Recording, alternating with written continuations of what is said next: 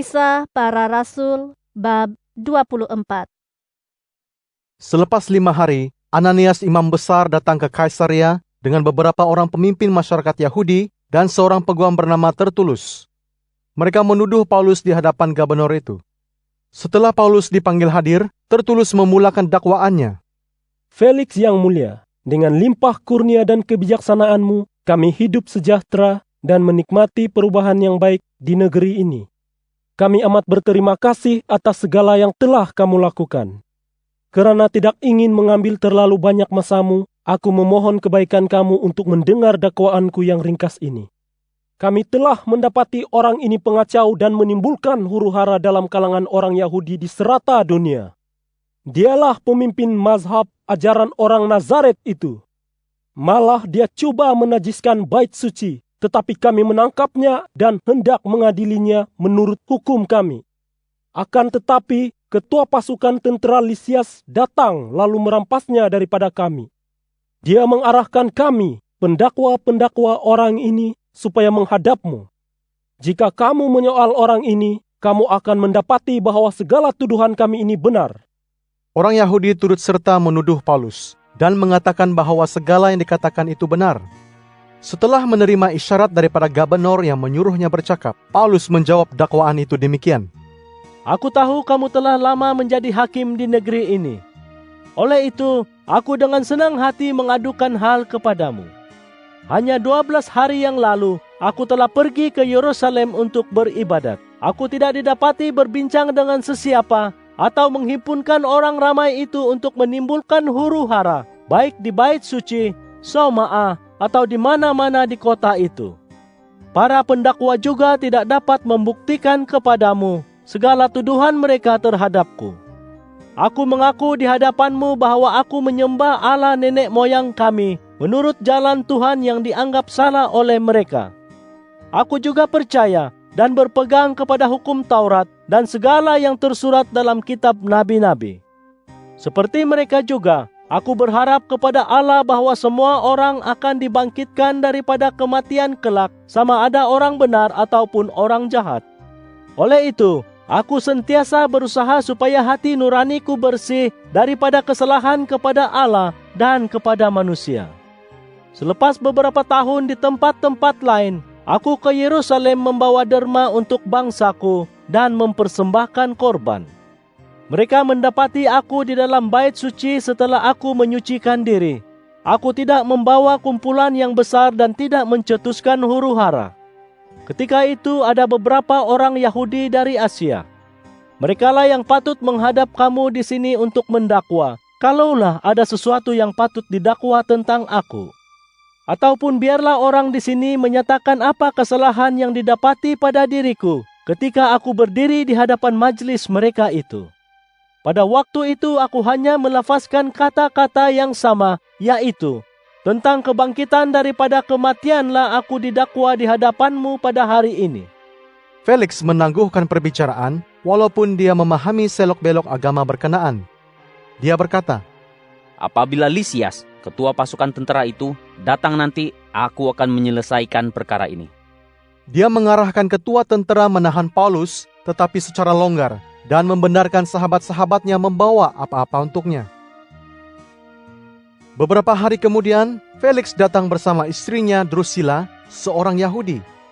Dia menyuruh orang memanggil Paulus, lalu mendengar penerangannya tentang iman terhadap Kristus Yesus. Apabila Paulus bercakap tentang perbenaran, tentang penguasaan diri, dan tentang hukuman yang akan datang pada hari kemudian, Felix ketakutan lalu berkata, pergilah sekarang. Apabila ada kesempatan nanti, aku akan memanggilmu lagi.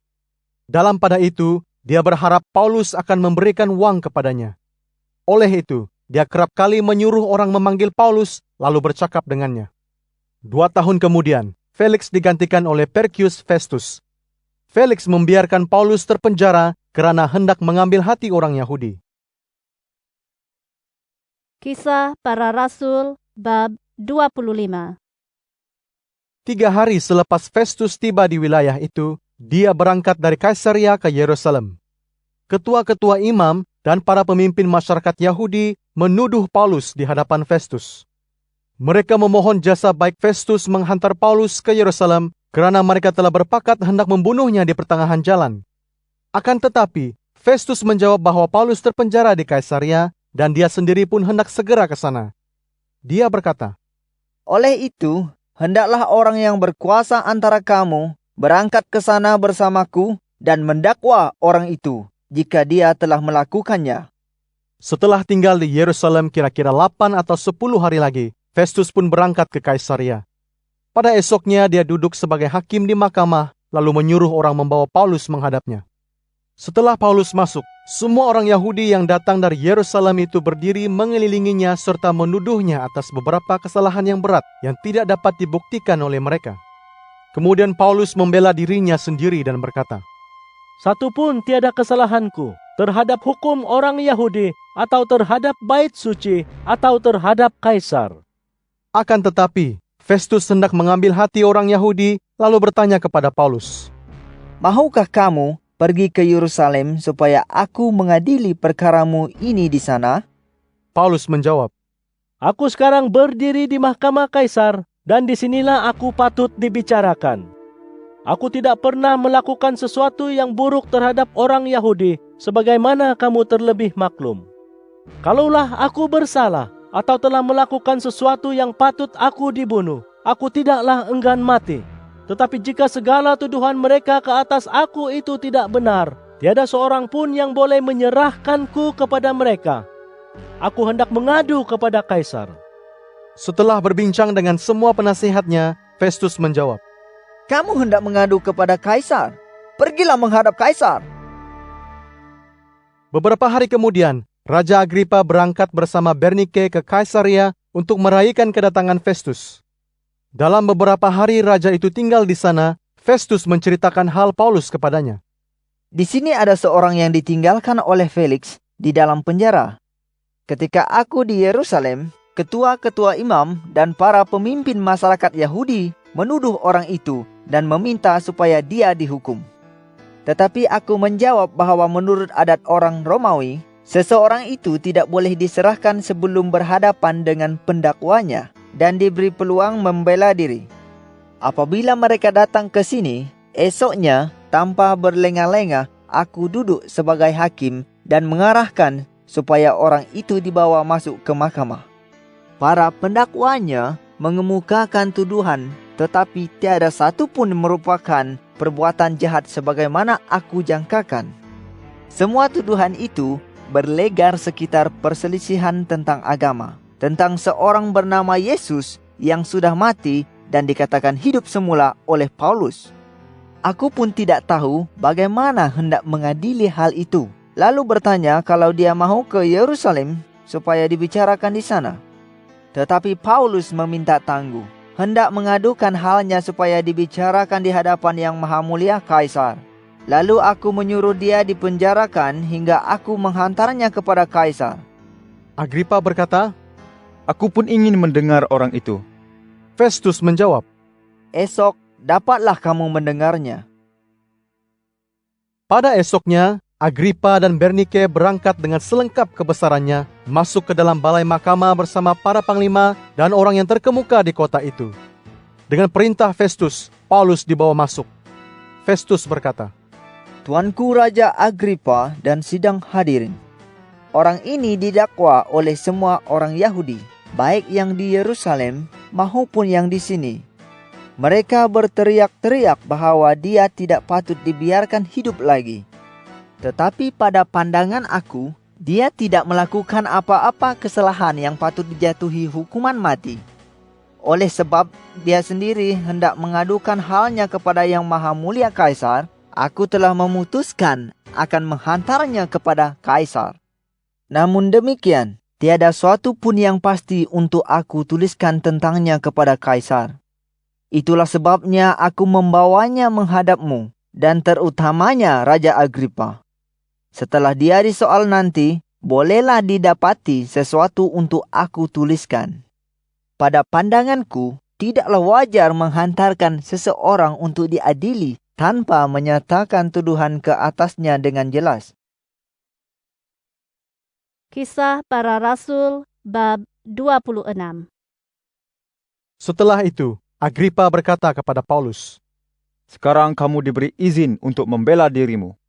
Paulus pun memberikan isyarat dengan tangannya, lalu membela dirinya demikian. Tuanku Raja Agripa, aku berasa bahagia kerana dapat menjawab tuduhan orang Yahudi ke atasku di hadapan kamu pada hari ini. Lebih-lebih lagi kerana kamu memahami adat dan perselisihan yang berlaku dalam kalangan orang Yahudi. Oleh itu, aku memohon kamu mendengarku dengan sabar. Semua orang Yahudi telah maklum tentang cara hidupku dari muda lagi, ketika di negeriku dan kemudiannya di Yerusalem. Dari mulanya mereka telah mengenaliku, kalaulah mereka mahu bersaksi. Mereka tahu bahwa aku menurut ajaran yang paling keras dalam agama kami, kerana aku hidup sebagai orang Farisi.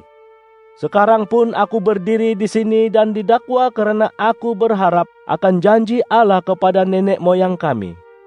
12 suku bangsa kami tekun menyembah Allah siang malam dan berharap akan janji itu juga.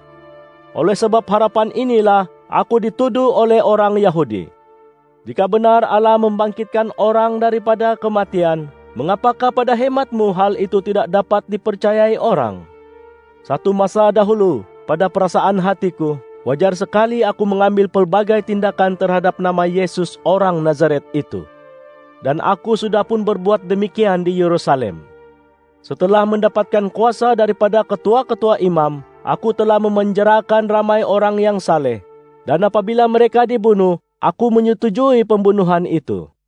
Kerap kali di Saumaah aku menyiksa mereka dalam usaha memaksa mereka berpaling daripada iman.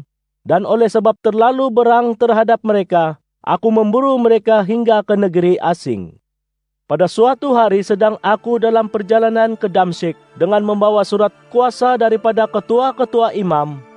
Pada waktu tengah hari, aku melihat di tengah jalan suatu cahaya dari langit, lebih terang daripada sinar matahari, bersinar mengelilingiku dan semua orang yang berjalan bersamaku. Aku rebah ke bumi, lalu aku mendengar suatu suara berkata dalam bahasa Ibrani kepadaku, "Saul, Saul, mengapa engkau menganiaya aku? Sukarlah bagimu seperti menendang sesuatu yang tajam." Aku bertanya, "Siapakah engkau, Tuhan?" Jawab Tuhan, "Akulah Yesus yang kau aniayakan. Tetapi bangunlah, berdirilah. Aku menampakkan diri kepadamu untuk melantikmu sebagai hambaku dan saksi terhadap apa yang engkau lihat tentangku dan tentang apa yang akan kutunjukkan lagi kepadamu. Aku akan menyelamatkanmu daripada orang Yahudi dan bangsa lain juga. Aku akan mengutusmu kepada mereka untuk mencelikkan mata mereka dan membawa mereka daripada kegelapan kepada cahaya, daripada kuasa iblis kepada kuasa Allah. Dengan demikian, mereka akan menerima pengampunan dosa dan tempat antara orang yang disucikan oleh iman kepadaku. Oleh itu, Tuanku Raja Agripa, aku dengan sepenuh rela menurut perintah dari penglihatan yang datang dari surga itu. Aku telah menyampaikan kepada semua orang di Damsyik, Yerusalem dan seluruh Yudea, juga kepada orang bangsa asing, bahwa mereka hendaklah bertaubat dan berpaling kepada Allah, serta berkelakuan selaras dengan pertaubatan itu. Itulah sebabnya orang Yahudi menangkapku di dalam bait suci, serta mencari jalan hendak membunuhku. Tetapi hingga saat ini, Allah telah menolongku dan aku berdiri di sini sambil bersaksi kepada orang besar dan orang biasa dengan mengatakan perkara yang telah dinubuatkan oleh nabi-nabi dan oleh Musa, yaitu Kristus pasti mengalami kematian dan menjadi orang yang pertama bangkit daripada kematian. Dengan demikian dia mengisytiharkan penyelamatan kepada orang Yahudi dan bangsa lain, penyelamatan yang seperti cahaya bagi semua. Sedang Paulus menegakkan pembelaannya demikian, Festus berkata dengan suara nyaring, "Kamu gila, Paulus. Ilmu yang terlalu banyak menjadikan kamu gila." Paulus menjawab, "Aku bukannya gila, Festus yang mulia. Aku mengatakan perkara yang benar dan bijaksana. Tuanku Raja Agripa, aku berani berkata-kata di hadapanmu dengan bebas, kerana aku tahu dalam hati bahwa kamu faham akan perkara-perkara ini. Memandangkan segalanya tidaklah berlaku di tempat yang tersembunyi. Tuanku Raja Agripa, percayakah kamu akan kata nabi-nabi itu? Aku tahu bahwa kamu percaya." Agripa berkata kepada Paulus, Dengan sepatah dua katamu, kau sangka dapat menjadikanku orang Kristen? Paulus menjawab, Sepatah dua atau banyak, aku berdoa kepada Allah. Mudah-mudahan kamu dan sekalian yang mendengar kata-kataku hari ini akan menjadi sama sepertiku, cuma tidak diikat dengan rantai. Raja Agripa, Festus Gubernur Kaisaria, Bernike, dan semua yang bersama mereka berangkat keluar dari mahkamah sambil berbincang. Seorang daripada mereka berkata, Orang itu tidak melakukan apa-apa yang menyebabkan dia patut dibunuh atau dipenjara. Agripa berkata kepada Festus, Orang ini boleh dibebaskan, kalau tidak karena dia hendak mengadukan halnya kepada Kaisar.